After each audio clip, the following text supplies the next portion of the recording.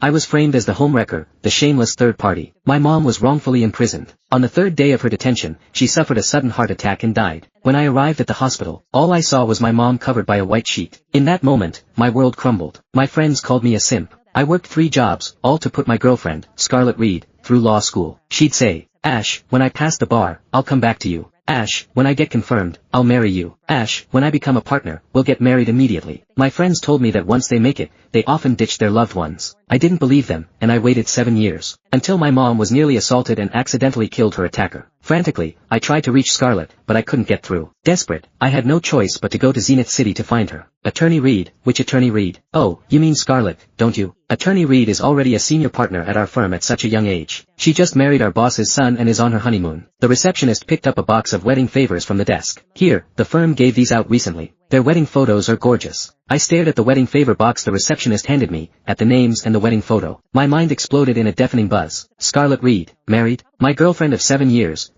of long distance, the woman I'd poured everything into to get her through school, was married? My face went ashen, my fingertips trembled. I didn't even notice the papers I was holding slip to the floor, my airway instantly constricting, leaving me gasping for breath. The receptionist looked at me, surprised. "Sir, are you alright?" My gaze remained fixed on Scarlett's picture. Snapping back to reality, I shook my head, my throat tight. I'm fine.